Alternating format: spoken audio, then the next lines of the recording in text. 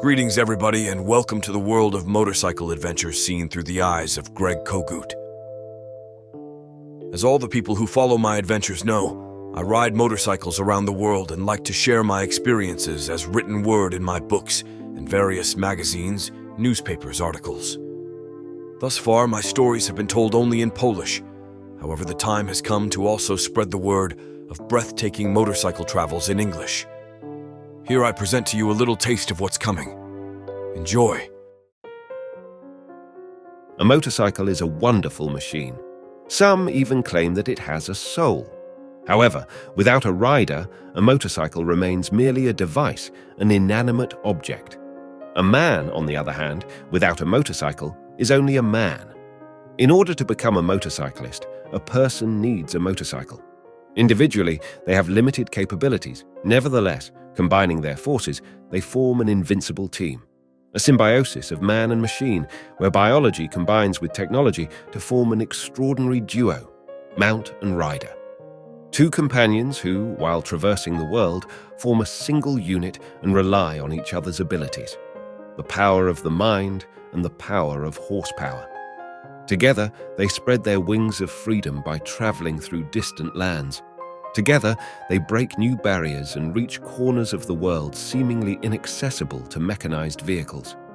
They climb mountains and highlands where the thin air causes both biological and mechanical hearts to rumble in synchronous arrhythmia, struggling in tandem with the scarcity of life-giving oxygen. A motorcycle expedition allows one to taste the dust and the rain, or face the masses of air that try to challenge the speeding steed and its rider to a duel, slapping the face of the daredevil and tossing him from side to side, and finally to howl with the wind through his disheveled hair in appreciation and bring a bit of cooling in the face of the sun's heat pouring down from the sky. And although there is a certain thrill in facing the atmospheric factors, this is just one of the many aspects of motorcycling that add up to a sense of true adventure. Undoubtedly, this way of traveling allows a closer contact with nature than in the case of closed vehicles, allowing not only to admire beautiful views, but also to have a more direct contact with nature and fresh air, the abundance of vegetation and its natural smells. Not always safe encounters with local representatives of the animal kingdom can also often raise the adrenaline levels, especially when the safe bubble of the car body is not there to protect us from them. In other words, despite the fact that we are introducing here a touch of technological progress, specifically the motorcycle, we are still able to create a sense of close bond with Mother Nature and her noble creation, whose name is planet Earth. And it must be admitted that we came to live on a beautiful planet.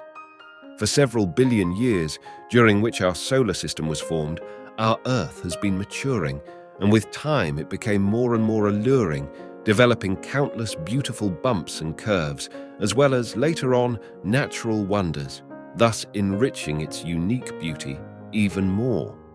All this makes me think that the more I travel, the more interesting corners of the world I visit, the more I become convinced that there is still so much left to see.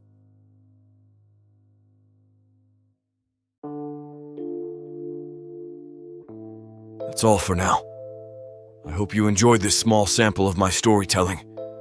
If you did, please see the link below the video, and if you like, please contribute to this undertaking by donating to the cause.